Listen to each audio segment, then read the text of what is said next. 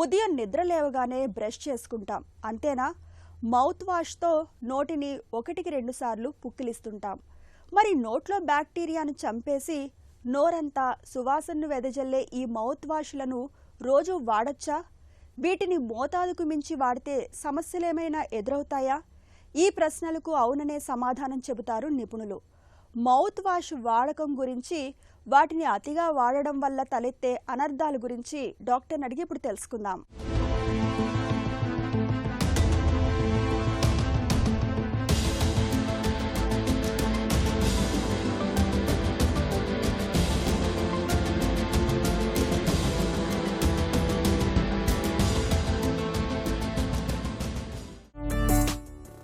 Mouth wash నిజంగా అవసరమా లేక బ్రషింగ్ మాత్రమే సరిపోతుందా?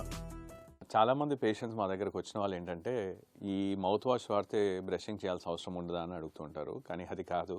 మౌత్ వాష్ ప్రయోగాలు అలాగే టూత్ బ్రషింగ్ ప్రయోగాలు డిఫరెంట్గా ఉంటాయి.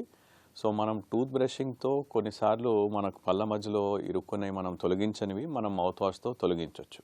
రెండోది, స్పెషల్గా మనం మధ్యాహ్నం తర్వాత ఏమైనా తిన్న తర్వాత ఆహారం ఇరుక్కుంటుంది లేదంటే మళ్ళీ దాని ఎఫెక్టివ్నెస్ పోతుంది అనుకున్నప్పుడు మౌత్ వాష్ వాడడం అనేది మనం చేస్తూ ఉంటాం. సో కొన్నిసార్లు ఇన్ఫెక్షన్ ఉన్న వాళ్ళకు కూడా కొన్ని యాంటీసెప్టిక్ మౌత్ వాషెస్ ప్రిస్క్రైబ్ చేస్తాం. అంటే చిగుళ్ళ వ్యాధి ఉన్న వాళ్ళు లేదంటే అల్సర్స్ ఉన్న వాళ్ళకి అలాంటివి డిఫరెంట్ మౌత్ వాషెస్ ప్రిస్క్రైబ్ చేస్తారు. సో మౌత్ వాష్ ఒకటి ఏంటంటే it's not an alternative for tooth brush, number 1.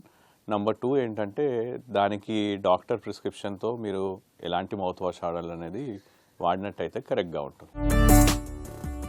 రోజు మౌత్ వాష్ వాడటం మంచిదేనా? సమస్యలు ఏమైనా ఎదురవుతాయా? మౌత్ వాష్లో కూడా చాలా డిఫరెంట్ టైప్స్ వస్తాయండి. So mouth wash alcohol based అనుకోండి.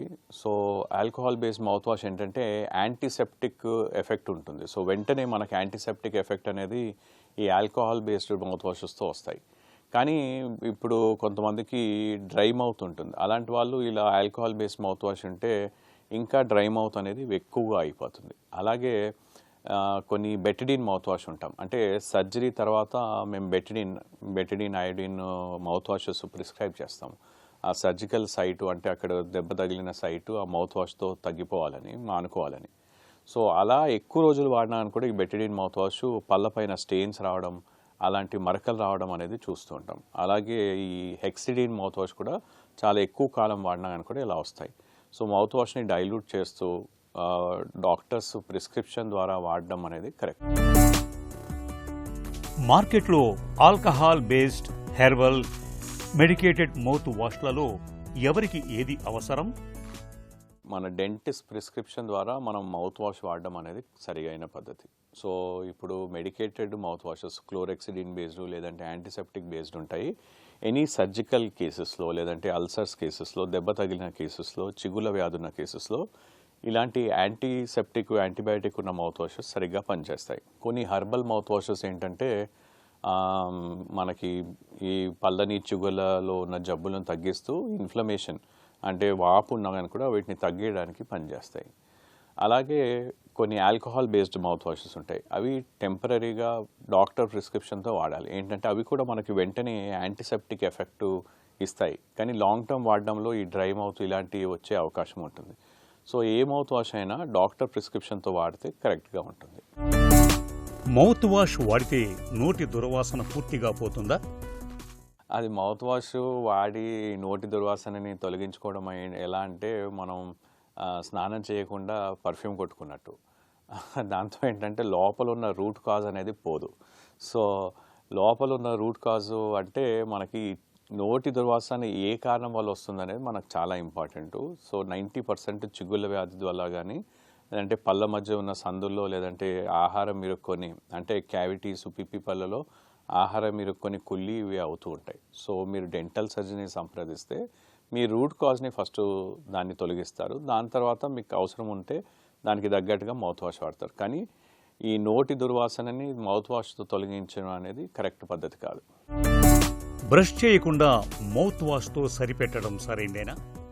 బ్రషింగ్కి మౌత్ వాష్ ఆల్టర్నేటివ్ కాదు. ఏదో ఎప్పుడైనా ట్రావెలింగ్ టైంలో, ఇప్పుడు ఫ్లైట్లో ఉంటారు, అలాంటి టైంలో ట్రావెలింగ్ టైంలో బ్రషింగ్ చేయలేరు కాబట్టి అలాంటి టైంలో మౌత్ వాష్ వాడితే పర్వాలేదు. కానీ ఆన్ అ డైలీ బేసిస్. ఎందుకంటే మౌత్ వాష్ ఏంటంటే ఇట్స్ ఓన్లీ ఏ లిక్విడ్. పంటి పైన ఉన్న ప్లాక్ అనే పొర తయారవుతుంది. అది ఎవ్రీడే మనం ఎలాంటి తిన్నా తినకున్నా అని కూడా పంటి పైన ఒక సన్నటి పొర, ప్లాక్ అనేది తెల్లటి పొర తయారవుతుంది. దీన్ని మనం తొలగించాలి అంటే ఇది బ్యాక్టీరియల్ లేయర్ అనమాట. ప్లాక్ అనేది ఒక థిన్ బ్యాక్టీరియల్ లేయర్ ఫామ్ అవుతుంది. దీన్ని మనం బ్రషింగ్తోనే మనం తొలగించగలుగుతాం. లేదంటే ఈ ప్లాక్లో ఉన్న సూక్ష్మజీవులు అంటే బ్యాక్టీరియా అనేటివి మన క్యావిటీస్ కానీ చిగుళ్ళ వ్యాధికి దారితీస్తుంటాయి. సో దాన్ని మనము బ్రషింగ్తో మనము ఆల్టర్నేటివ్ కాదు, బ్రషింగ్ కంపల్సరీ చేయాలి. Mouth wash is only an adjunct to brushing. అంటే బ్రషింగ్తో పాటు మనం మౌత్ వాష్ వాడినట్టయితే మనకి బ్రషింగ్తో మిగిలిపోయిన కొన్ని బ్యాక్టీరియా అలాంటివి మాత్రమే ఈ మౌత్ వాష్ తొలగిస్తుంది. పిల్లలు కూడా మౌత్ వాష్ని వాడచ్చా? ఏ వయసు నుంచి వాడచ్చు? పిల్లల్లో మనం చూసినట్టయితే నార్మల్గా మేము సజెస్ట్ చేసేది 6 years తర్వాత. అంటే మౌత్ వాష్ పిల్లలు మింగేస్తారు, తాగేస్తారని మనం మౌత్ వాష్ వీళ్ళకి ప్రిస్క్రైబ్ చేయము. బట్ అదర్వైజ్ 6 years 6 ఏళ్ళ తర్వాత మనము 6 ఏళ్ళ నుండి 12 ఏళ్ళ పేరెంటల్ సూపర్విజన్తో మనం చూసుకున్నట్టయితే మౌత్ వాష్ పిల్లల్లో కూడా వాడచ్చు. దానివల్ల ఎలాంటి దుష్ప్రభావాలు లేవు. మెయిన్ ఇంపార్టెంట్ అంటే మింగకుండా చూసుకోవాలంతే. మౌత్ వాష్ని వాడేటప్పుడు సాధారణంగా చేసే పొరపాట్లేంటి? మౌత్ వాష్తో సాధారణంగా ఏంటంటే చాలామంది over the counter mouth washes కొనేస్తారు. దాంట్లో ఎలాంటి వాళ్ళకి ఎలాంటి మౌత్ వాష్ వాడాలనే తెలియదు. కొన్ని మౌత్ వాషెస్ ఏంటంటే టీత్ సెన్సిటివిటీకి ఉంటాయి. అంటే కొన్ని మౌత్ వాష్ స్పెసిఫిక్గా దాంట్లో ఉన్న కొన్ని అయాన్స్ ఏంటంటే సెన్సిటివ్ టీత్ కోసం ఉంటాయి. అది మీ నోటి పరిశుభ్రత కానీ దానికి అలాంటి వాటికి పనిచేయవు. సో కొన్ని ఏంటంటే ఈ ఫ్లోరైడ్ బేస్డ్ ఇలాంటివి ఉంటాయి. ప్యూర్లీ మనకి మన పంటి పైన ఉన్న బ్యాక్టీరియా లేదంటే చిగుల్లో ఉన్న జబ్బు తీయటానికి పనిచేస్తాయి. సో మౌత్ వాష్లో కూడా అంటే రెగ్యులర్గా మనము ఫోమింగ్ మౌత్ వాష్ అంటే రెగ్యులర్గా జస్ట్ బ్రషింగ్ మనం టూత్పేస్ట్ ఎలా వాడతాం అలాంటివి కొన్ని మౌత్ వాషెస్ ఉంటాయి. అవి కూడా మీరు మీ డెంటిస్ట్ని అడిగేసి ఏ మౌత్ వాష్ వాడగలుగుతాము, అందులో ఎలాంటి కెమికల్స్ లేదంటే ఎలాంటి మాలిక్యూల్స్ ఉంటే అవి కరెక్ట్గా పనిచేస్తాయని చేసినట్టయితే అది బాగా పనిచేస్తాయి. ఎందుకంటే మౌత్ వాష్లో కూడా చాలా డిఫరెంట్ టైప్స్ ఉన్నాయి. ప్రతి ఇండికేషన్ అంటే మనకి ఎలాంటి ప్రాబ్లం ఉందో అలాంటి మౌత్ వాష్ మనకి ఇప్పుడు అందుబాటులో ఉన్నాయి. అంటే ఇప్పుడు ఇందాక నేను అన్నట్టుగా వాళ్ళకి ఏంటంటే ఈ అనెస్థెటిక్ మౌత్ వాష్ వాడతాం. సో ఏంటంటే ఆ నోట్లో ఉన్నదంతా మొద్దుబారిపోతుంది ఈ మౌత్ వాష్తో. సో డిఫరెంట్ మౌత్ వాషెస్ ఉన్నాయి కాబట్టి డిఫరెంట్ ఇండికేషన్కి డిఫరెంట్ మౌత్ వాష్ కూడా అది టెంపరీగా వాడాలి. చాలా లాంగ్ టర్మ్ ఒకటే మౌత్ వాష్ వాడినా కానీ కూడా దాంట్లో ఉన్న కొన్ని సైడ్ ఎఫెక్ట్స్ వచ్చే అవకాశం ఉంటాయి. స్పెసిఫిక్గా మేము కామన్గా చూసేవి ఈ స్టెయిన్స్ అనేవి చూస్తూ ఉంటాం. నోటిని శుభ్రంగా ఉంచుకునేందుకు ప్రతిరోజు పాటించాల్సిన అలవాట్లేంటి? నోటి పరిశుభ్రతలో ముఖ్యంగా మనం ఏంటంటే బ్రషింగ్ అనేది చాలా ఇంపార్టెంట్. సరైన పద్ధతిలో బ్రష్ చేయటము, గుండ్రంగా పైనుండి కిందికి మ్యాక్సిమం 2 to 3 minutes బ్రషింగ్ చేయటం. సో ఉదయం ఎలా బ్రష్ చేస్తామో రాత్రి పడుకునే ముందు తిన్న తర్వాత బ్రష్ చేయటం అనేది అంతే ముఖ్యం. ఎందుకంటే మనం తినే ఆహారం అంతా అందులో ఇరుక్కొని పళ్ళ మధ్య ఇరుక్కొని అవి అలాగే నిలువుగా ఉన్నట్టయితే అప్పుడు కుళ్ళి మనకి నోట్లో ఉండే రోగాలు పిప్పి పళ్ళు కానీ చిగుల వ్యాధికి దారితీస్తాయి. అందుకోసం నైట్ టైం బ్రషింగ్ చాలా ఇంపార్టెంట్. అలాగే ఒకవేళ కొన్నిసార్లు మీరు ఏదైనా కారణం వల్ల బ్రషింగ్ చేయలేనిపోయినప్పుడు మీకు ఈ మౌత్ వాష్ వాడటం, దాంతోపాటు నోటి పరిశుభ్రత బ్రషింగ్లో మనకి ఈ టంగ్ క్లీనింగ్, నాలుకని క్లీన్ చేసుకోవడం, అలాగే పళ్ళ మధ్య ఇరుక్కున్న పదార్థాలని ఫ్లాసింగ్ ద్వారా క్లీన్ చేసుకోవడం అనేది కూడా చాలా ముఖ్యం. ఇలాంటి చిన్న జాగ్రత్తలు మీరు తీసుకున్నట్టయితే మీ పళ్ళకి చిగుళ్ళు ఆరోగ్యంగా ఉండేలా చూసుకోవచ్చు. మౌత్ వాష్ అనేది నోటి ఆరోగ్యానికి అదనంగా సహాయపడే ఒక సాధనం మాత్రమే. బ్రషింగ్కి, ఫ్లాసింగ్లకు అది ఎప్పటికీ ప్రత్యామ్నాయం కాదని గుర్తుంచుకోవాలి.